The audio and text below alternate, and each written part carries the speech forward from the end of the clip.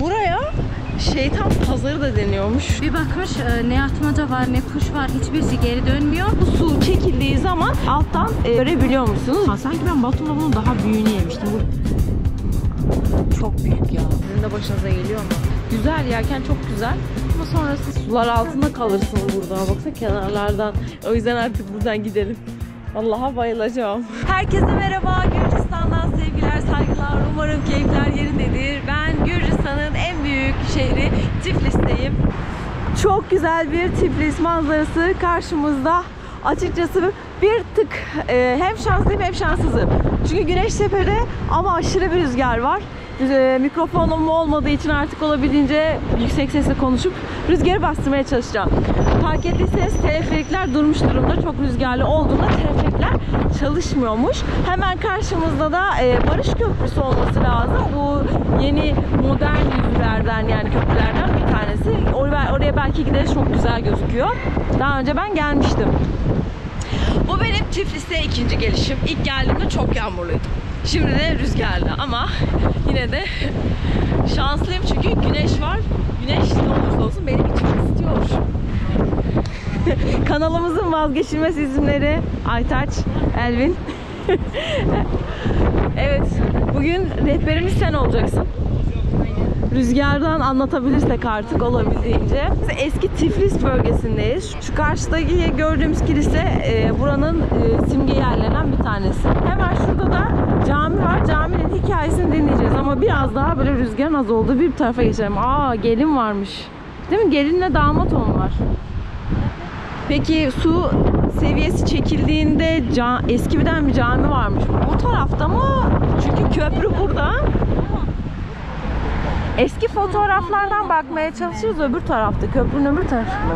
Taraflarda buraya eklerim. Köprünün çok yakınında gözüküyor. Burada bir cami varmış. Mavi Cami diye de geçiyormuş. Bu su çekildiği zaman alttan kalan kalıntıları görebiliyor musunuz? Caminin minaresi de şu anki karşıda ileride görünen camiye yerleştirilmiş. Cami neden yıkılmış hiçbir fikrim yok ama caminin tamamen o kalıntıların görünmemesi için de kanalın olduğu bir tarafa getirilmiş galiba. Suyun yönünü değiştirmişler. Suyun yönünü değiştirmişler ki suyun altında kalsın, caminin izi gitsin diye. Ha, hiçbir şekilde kalıntı kalmasın diye. Bir tek işte şu koskocaman Tiflis'te bir tek şu cami var. Şu kızıl olan cami Cuma Mescidi diye geçiyor. Buradaki tek cami. Zaten yeni cami yapılmasına da izin verilmiyormuş. Yine arkamızda da kilise var. Bir tanesi sinagog olması lazım. Hangisi bilmiyorum. Büyük kilise de bu. Karşıdaki mi? Gürcistan'ın nüfusu da 3.7 milyon. Tabii ki bu rakamlar yaklaşık rakamlar. Tam galiba 2 yıl önce falan en son nüfus sayımı yapılmış. 2023 nüfus sayımını bilmiyorum. Buradaki bu arada Gürcistan'da iş bulmak da zor olduğu için nüfusun büyük bir bölümü, yani özellikle gençler işte Polonya'ya, Almanya'ya, diğer ülkelere çalışmaya gidiyorlar. Aynı Bulgaristan'da olduğu gibi. Bu Eskişehir bölgesinin iç kısmına doğru geldik. Solumuzda hamamlar var. Sülfür hamamları diye geçiyor. Şehrin ismi de aslında zaten sıcak su anlamından geliyor, değil mi? Hani buranın eski hükümdarı bir gün kuş avlamaya çıkmış. Bir de atmaca, sizde atmaca diyorlar. Hı. Atmaca kuşunu göndermiş ki hani kuşu alsın getirsin avını. Bir bakmış ne atmaca var ne kuş var, hiçbirisi geri dönmüyor. Askerlerini aratmaya başlamış. Burası bir de eskiden ormanlık alanmış. Askerler aramış taramış. Bir de bakmışlar ki sıcak suda ikisi de pişmiş. Bir bakmış ki hani sıcak su var burada, sıcak su çıkıyor. Hemen yapmış böyle, buradan şehir kuracağız. Benim kamera kapanmış, soğuk olunca hemen kapanıyor ya. Burada şu uygulamayı da göstermek istedik. Arabaları böyle sol tarafı park ettiğinizde şurada yazıyormuş. 1 saati 1 lari, yani 10 lira. Uygulamadan giriyorsunuz. Uygulamadan yapılıyor değil mi? Evet, uygulama da böyle ve kaç dakika beklediğimizi gösteriyor. Aynen, biz şu an 5 dakikadır işliyor. Ona göre de ücret alacak. 15 dakikası ücretsiz. 15 dakikadan sonra hesaplıyor. Bu hamamlara da isterseniz girebiliyorsunuz bu arada ama çok temiz ve hijyenik mi o tartışılır, yani giremiyorsunuz diye biliyorum ben. Neyi? Bu şeyi anlatıyordum. Da kanalda gözlersin. Benim kendi özümün kanalı. Buranın Hristiyan olmasını anlatıyordu. Ben onu unutmuştum. Bir kadın Seni ama. Selim ne? Türkçe'de neydi? Kudüs'ten gelmiş bir kadın. Nino. Filistin. Filistin'den gelme bir kadın şeyden üzümün teneğinden sizden nasıl bilmiyorum. Üzümün teneğinden haç yapıyor. Onu da kendi saçıyla yaprağı dövüyor. Üzümün teneğinden anlarlar. Sapı. Aynen sapı gibi. Ondan haç yapıyor. Kendi saçıyla da ip olmadığı için kendi saçıyla bağlıyor ve Hristiyanlığı yaymak için Tiflis'e geliyor, Gürcistan'a. Hristiyanlığı yayıyor ve burada o zaman bütler varmış sanırım ki büstler. Ona tapıyorlarmış. Daha sonradan Hristiyanlık yaygınlaşınca Hristiyan olmuşlar buradaki halk. Böyle olmuş. Şu an Tiflis'in Bayrağın haçı onu simgeliyor. Hani Nino'nun üzüm teneğiyle yapılmış ilk haç. bu bir tane şeyde vardı. Tepede bir heykel vardı. O kadının elindeki de şeydi Aynen, değil mi? aynen. O Sesli şaraptı. O Çariça Tamara. Buranın şeyi, hükümdarı olmuş. Bu arada kanatla Kılıç bir de o vardı olması Kılıç, lazım. aynen. Kılıç hatırlıyorum. Bir de testi miydi? Ne? Evet işte şarap olması Şarap lazım o olması testinin lazım. içinde. Ha. O yüzden dedim. O kadın Hani değil. üzümden dolayı. Karşıdaki de işte bu çinileri vesaire fotoğraf çok güzel çıkıyor. Yolun devamında da yine böyle şu suyun geldiği küçücük küçük bir şelale var. Oraya gidebiliyorsunuz. Ben mi? Daha var abi. Yani Düzenlemesi. ha, bir haftayı bulur. Bir haftayı geçer. Kaçtır? 2.64. Biz 2.68'e geçtik. Kârdayız. Ama herkes tabii nasıl gelsin Marniyolu'da döviz değiştirsin. Sakin. Sabah saatlerinde ben bir kere turist grubuna denk gelmiştim burada. Orada ne var ki oradan böyle inip çıkıyorlar? Geçen geldiğimde de görmüştüm. Sürekli bir hareket vardı. Buradan mı çıkılıyor camiye? Ha. Ben de geçen sefer geldiğimde de görmüştüm. Evet, caminin minaresi gözüküyor. O zaman dönüşte uğrayalım oraya. Buraya şeytan pazarı da deniyormuş. Şunu takacağım artık. Çok soğuk ve rüzgar. Üşüyorum artık. Neyse, şeytan pazarı denmesinin sebebi de her şey böyle turistik olduğu için daha pahalı olması. Her şeyden para istenmesiymiş. Her şeyden para istenmesi değil, daha pahalı olması daha doğru tabir aslında. Kapatmışlar. Taş falan düşer. Evet, şelaleyi göremeyeceğiz. Tüh, şelaleciyi. Ne? burası var. Orası da kapatmışlar ki. Ha, yukarıdan gözüküyordur diyorsun. Kapatmışlar orayı. Normalde bu yolun sonuna kadar gidebiliyordunuz. Bak şu arkada küçücük bir cılız bir su akıyor. Yani şelale mi deniyor ona ya? Evet, yani şelale denir herhalde. Aynen. Ona kadar gidebiliyordunuz ama şey yapmışlar. Artık kapatmışlar orayı. O zaman biz de buradan camiye doğru gidelim. He. İyi de oradan oraya geçseler ne olacak ki? İyi de yani taş tehlikesi, düşme tehlikesi varsa oradan o şekilde gitsen ne olacak? Bak kadın el şey yapıyor. Gitmeyin diyor. Saçma yani, gitseniz ne olacak ki? Sonuçta keyfiyetten kapatmamış yani orayı. Neyse biz camimize doğru gidelim ya.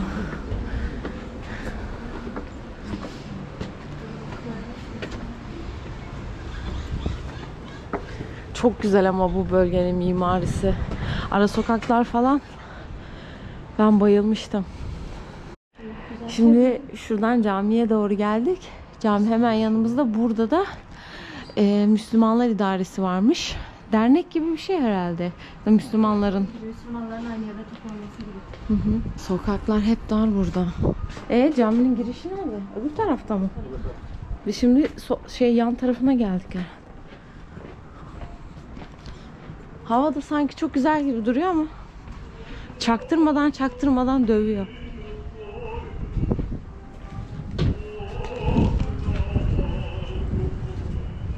Ders falan veriyoruz. Opera.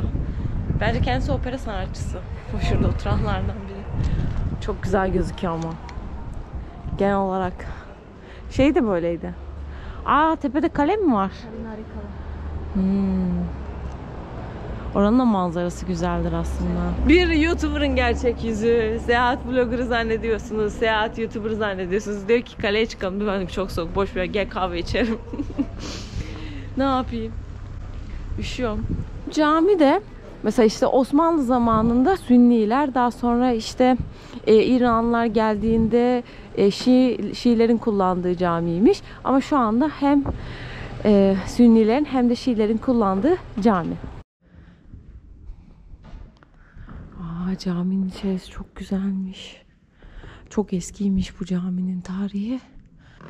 Ne mavisi diyorlardı buna ya? Gök mavisi mi? Çok güzel bir ton. Şu üst bölmede kadınlar için olan bölüm. Bizde zaten bir tane cami var değil mi şu anda burada? Aktif olarak kullanılan. Başka cami yok. Selamünaleyküm. Dediniz değil mi? Çok eski. Evet. Benim bildiğim kadarıyla. Caminin imamı var, o daha çok ilgili. Cami 17. əsrin sonlarında yapılmış. İki cami olarak yapılmış. İki tane cami olmuş daha önce burada. Küçük camiler olmuş. Kazan Tatarlar yapmış bunu. Sovyet zamanında birkaç tane cami olmuş burada. 6-7 tane cami olmuş. Yıkmışlar hepsini. Bir tek bu cami kalmış. Tiflis'teki tüm mezhepler burada kılıyor. Vakit namazları hepsi kılınıyor. Cumalar kılınıyor. İçeri dışarı doluyor. Bayramlarda bu cadde sona kadar doluyor. Su altında kalan caminin minaresi buraya yerleştirilmiş. Öyle bir şey duyduk ama. Minaresinin başında küçük bir şey var, onu yerleştirmiş. Ha, küçük bir parçasını Şahbaz tamamen Camisi, değil. evet. O yıkıldı, onu yıktıkları zaman Sovyet zamanında 1965'lerde yıkmışlar. Daha sonra o minarenin başındaki şeyi getirmişler. Bu camiye getirmişler. Bir de içeride minber var. O imam yukarı çıktığı var ya sağ taraftaki. Onu getirmişler. Bir de o mushaf var. Kur'an-ı Kerim var eski. O Hazreti Osman zamanında diyorlar. Yazılmış mushafın kopyası. Bu yolun sonunda da hemen botanik bahçe varmış ama giriş ücretliymiş. Şurada da kale var. Kaleye de çıkabilirsiniz isterseniz tabii ki. Ben çıkmak isterdim tabii ki ama şu an hava çok rüzgarlı. Üşütmeye gerek yok. Bu da işte şehrin isminin geldiği sıcak su anlamındaki sıcak su kaynağının bulunmasına vesile olan Atmaca. Aynen. Bir gün Gürcistan'ın hükümdarı Vahdan Gorgasali ava çıkmış. Burası milattan önce 5. yüzyılda her yer ormanlık alanmış. Atmacasını salıyor, hani kuşu vuruyor. Atmacasını salıyor ki atmacası onu alsın getirsin. Bir bakıyor ne atmaca var ne kuş var, hiçbiri gelmedi. Askerlerine haber veriyor. Hani atmacayı bulsunlar diye. Bir de çok kıymetli kuşuymuş onun. Herkes arıyor. Bir de suyun içinde pişmiş olarak buluyor sıcak suya. O sıcak suya dokunduğu anda Tvila demiş. Tvila da ılık su anlamında geliyor. O yüzden de ismi oradan gelmekte. Tbilisi diye. Tiflis, Tbilisi diye kalmakta. Burada şehir salınmasını emretmiş. Hemen şehir yapmışlar burada. Kendisi Mskheta'daymış. Vahdan Gorgasali'nin orada doğmuş. Daha sonra Kutays'e geçmiş bir de başkenti Kutays olmuş. Kutays'tan sonra Tiflis'e götürmüş. Tiflis'e gelmiş. Tiflis'e gelmiş. Aynen. Onu görmemiş ama Vahdan. Ölmüş o zamana kadar. Başka bir hükümdar şey yapmış, taşımış. Tiflis'e başkentli Tiflis'e olması için. O taşımış. Bu arada burası giderek yani müteahhitlerin yerine dönmüş ya. Her yere yeni bina yapıyorlar. Hiç Eskişehirlik bir anlamı kalmayacak sanki giderek. Çok da kötü duruyor bence şuradaki özellikle bina falan. Aşağı indik ama nasıl bir koku ya? Çok ağır bir koku değil mi? Bunun şimdi aşağı kısmına geldik. Burada şu tünelde bir tane böyle sergi gibi bir şey yapmışlar. Ona bakıp çıkacağız. Hükümdarlar, yöneticileri yani.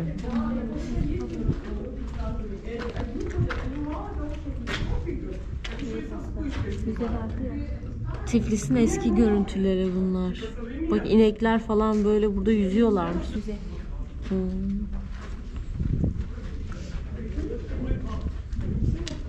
O cami var mı diye bakıyorum da.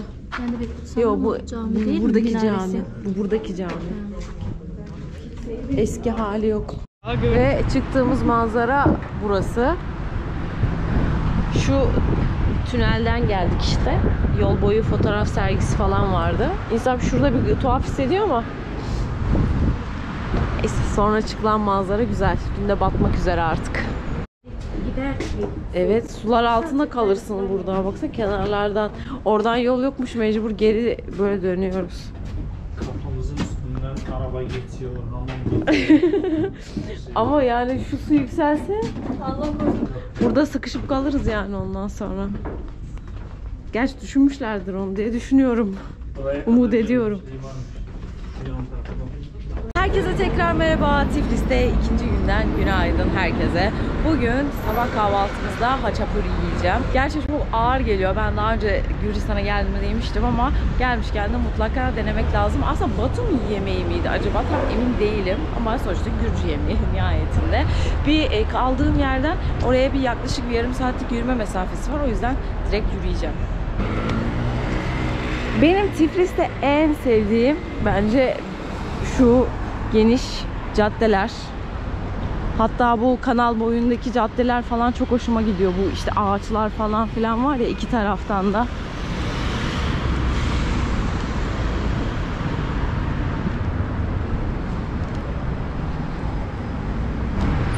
Yürürken de sağa sola bakalım, biraz şehirde gezmiş oluruz işte.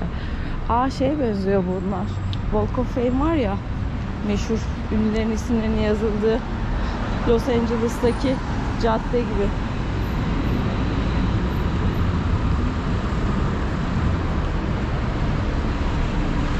Ya şu tur arabalarına da ben bir kere sadece Dublin'de binmiştim. Onda da yani kullanabildik mi tam hakkıyla bilmiyorum da. Bilmiyorum, normalde kendin gezmek daha tatlı geliyor. İşte kastettiğim bu. En sevdiğim kısım şu yolların ağaçlandırılmış olması. Çok hoşuma gidiyor o yolda yürürken. Yol üzerindeyken de birazcık şu sim karttan falan da bahsetmek istiyorum. Benim şu an kullandığım hat Geocell. Daha önce geldiğimde de Geocell kullanmıştım. Bir de Mahdi diye galiba bir sim kartları var. Biz direkt Marioli rayonunda aldık. 10 lari yani 100 lira. Bir de böyle işte birçok seçeneği var işte. Ne bileyim 7 gün sınırsız internet, 5 gün sınırsız internet. Benim de kullandım şu an 7 lari. 5 gün sınırsız internet. Bu arada tabii ki çok fazla Türk'le de burada karşılaşabilirsiniz. Türk turist sayısı çok fazla. Girişi ne kadar değişik ya. Şimdi mekan böyle. Karşısı özellikle çok hoş geldi. Arka taraf daha yeşillik ama ben iç tarafa oturdum. Biraz hava soğuk. İşte bu geleneksel yemekleri içerisinde o işte bu haçapuri'de kullanılan peynir var. İşte yumurta var, yağ var. Açık birazcık ağır geliyor ama sanki ben Batum'da bunun daha büyüğünü yemiştim. Bu biraz daha küçük geldi. Bura usulü herhalde.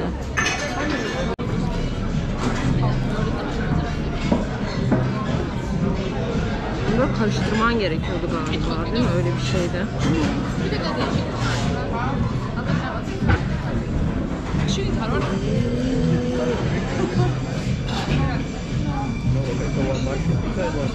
Bunu tek başına ben nasıl yiyeceğim ya? Dedi ve yedi. Ama bu hamur kısımları özellikle çok güzel. Gürcüler gerçekten bu Karadeniz bölgesinin havasından, suyundan, hamur işinde gerçekten çok iyiler. Şuraları var ya çıtır çıtır. Ama biraz pahalı tabii. Bir de burada fiyatlar, mesela şu an ben menüde baktığımda bu haçapuri 17 lari yani 170 lira. Bakalım hesap kesildiğinde kaç çıkacak, çünkü vergi sonradan ekleniyor diye biliyorum. Hesap geldi. Hesap şöyle 25 lira yani 250 lira ödedik. Bir su, bir de haçapuri.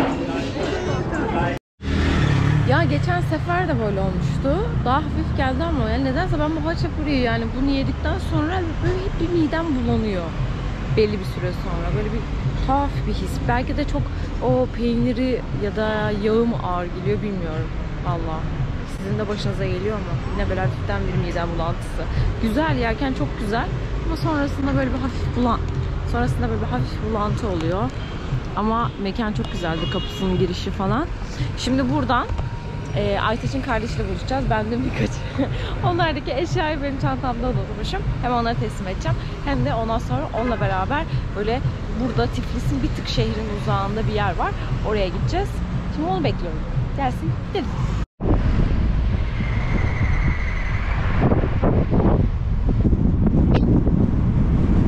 Allah, birisi burada karavanı bırakmış ama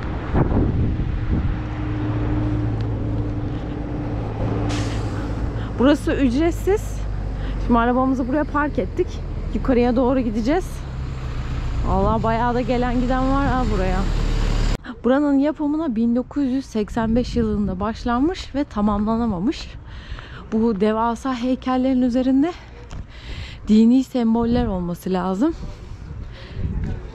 Ama buraya gelecekseniz aklınızda bulunsun. Genellikle burası çok rüzgarlı oluyor. Şansıma biraz şu an o kadar değil belki ama geçen sefer de yürümekte çok zorlanmıştık. Burası eskiden çok bilinmiyor falan diye tabir ediliyordu ama bayağı turistik, yani artık turist grupları falan buraya geliyorlar. Toplamda 16 tane sütun var. Hepsi de 30-35 metre olması lazım. Şimdi yakından gidince zaten büyüklüğünü daha çok anlayacaksınız. Aslında burası Hristiyanlar için yapılmış. Üzerinde de mitolojik olarak yine Hristiyanlıkla ilgili anlatımlar var. Çok büyük ya.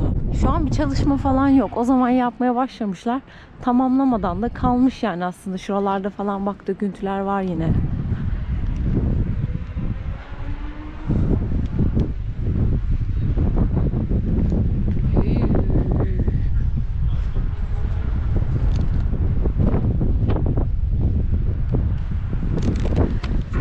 Kaç kilometre uzaklıktaydı burası?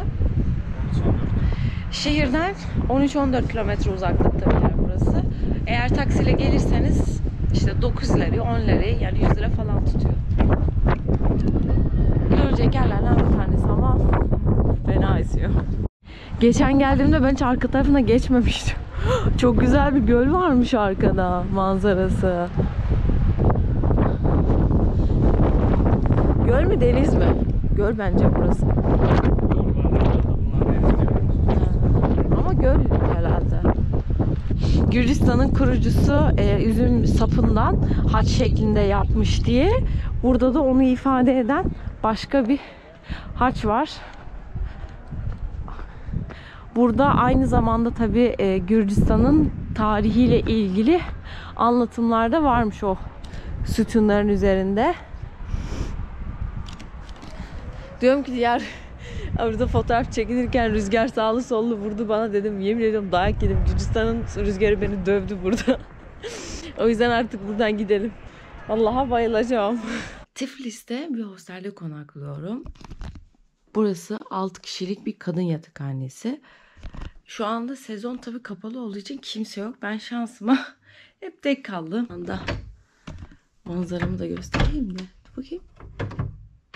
Açamadık. Nasıl açıyorduk ya?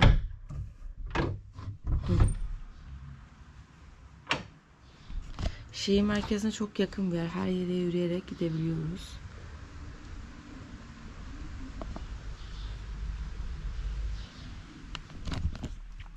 Booking'den geceliği 26-27 lira. 26-27 liraya geldi. Yani 270 liraya. Ama Booking'den olmadan, yani komisyon çıkardığınızda buradan direkt olduğunda 20 lira. Yani 200 lira. Öyle. Gelmişken burayı da göstereyim dedim. Ya temizdi, fena değildi. Ama tabii ki yani hostel nihayetinde. Ama şurayı sevdim.